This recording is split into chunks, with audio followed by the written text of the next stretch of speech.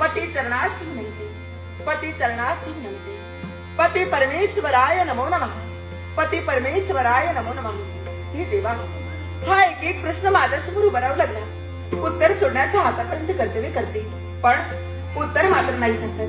पुरुषाचं भाग्य आणि स्त्री जीवन यांचे सांगड घालून नर नारी या स्वरूपात प्रत्येक प्राणमात्राची घालून करणार. हे देवा, तुझे गुणानुवाद गाता गाता जिथे श्रेष्ठ साधू संतांच्या जीवनावर पडला, तिथं माझ्यासारख्या स्त्रीला हे तुझं देवीप्रबल तरी कसं काय करणार.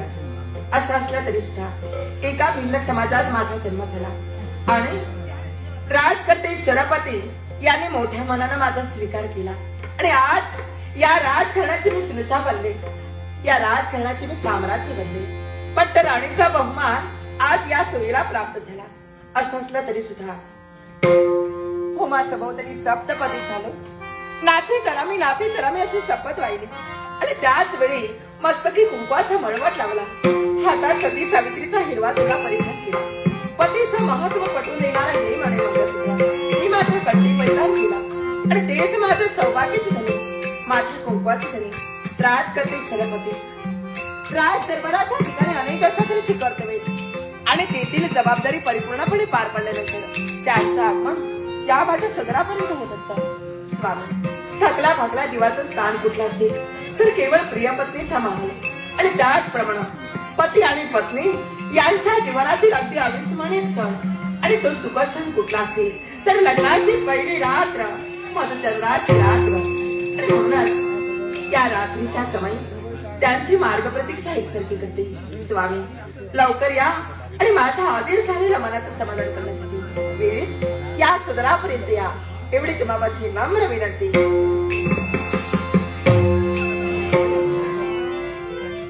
दालनातून पाहते खरे, पहा आकाशी असणारा तो चंद्रमा. जा ना, अगदी सहजपणे जा आणि माझा हा निरोप, माझा हा संदेश त्यांच्यापर्यंत जाऊन पोहोचव आणि जेणेकरून त्यांचं आगमन या सदरापर्यंत होऊ द्या.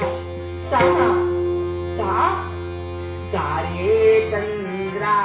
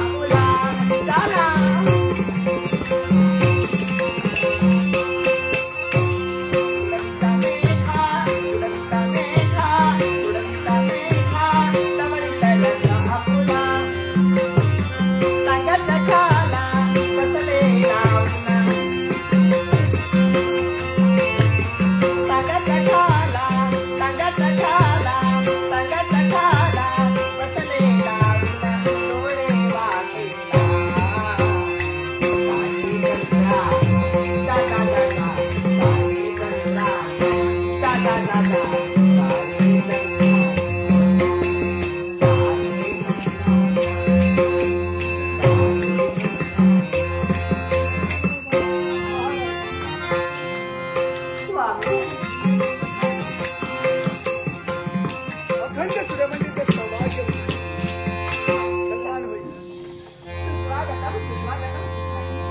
या सदनाच्या ठिकाणी तुमचं स्वागत आहे. आमचं स्वागत.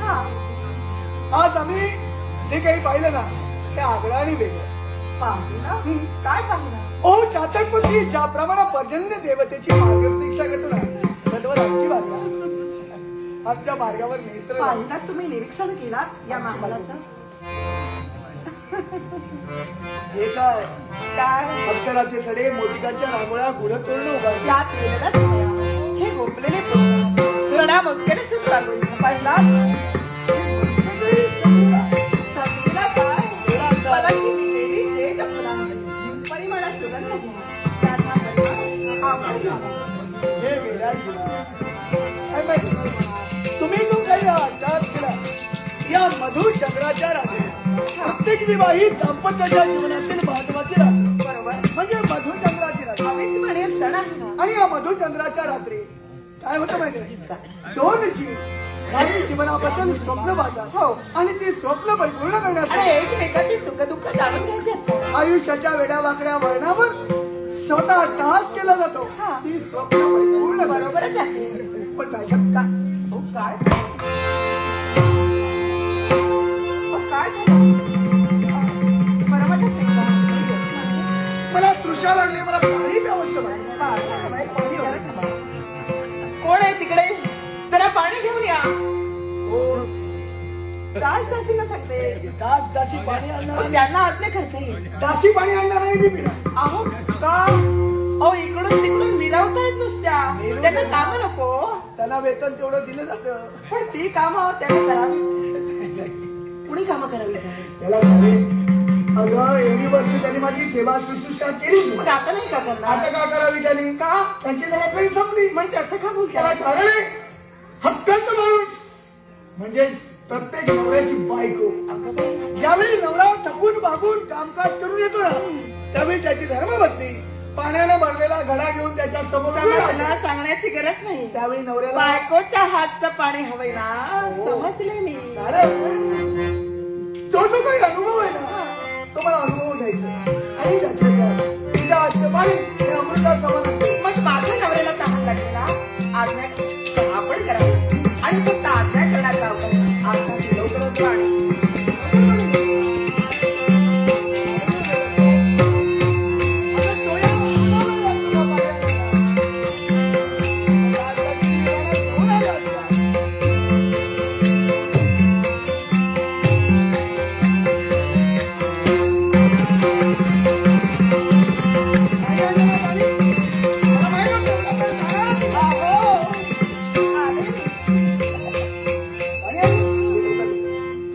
किती झालं ना मधून झालं ना.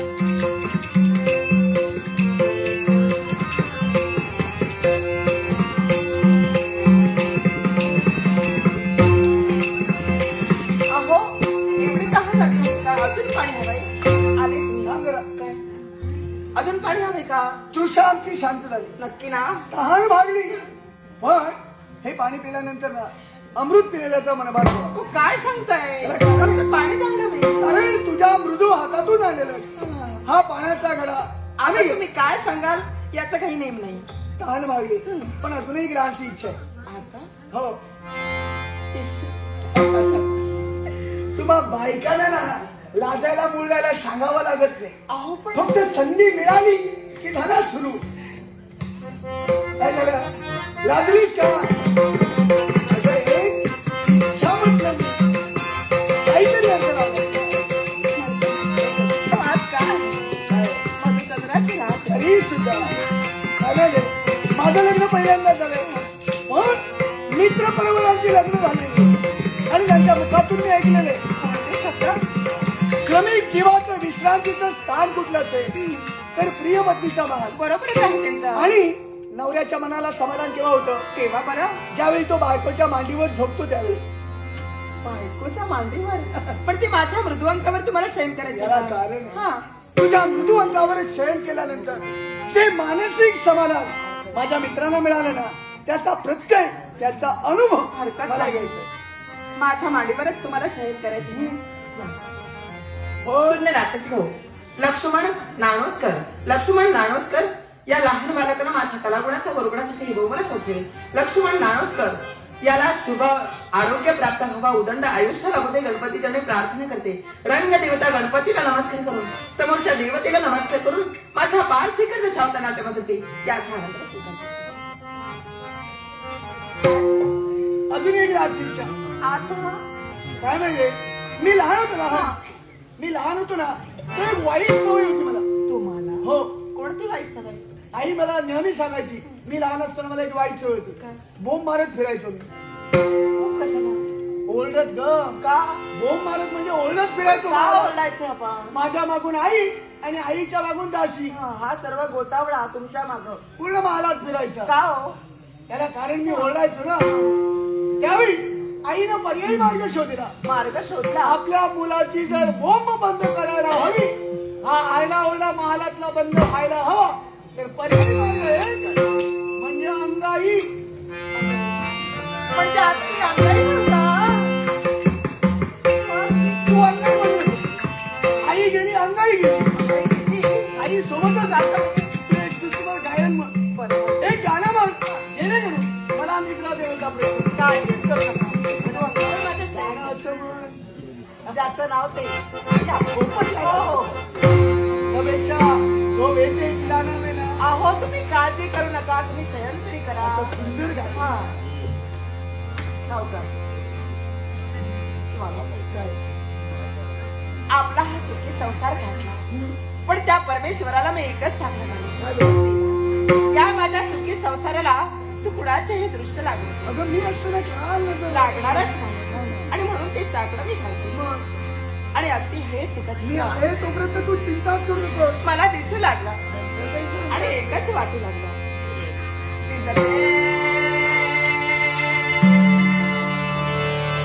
माझ्याला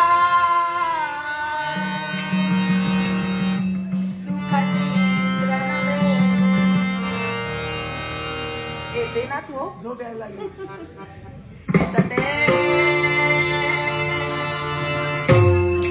माझ्याला सुखाची इंद्र नव्हे,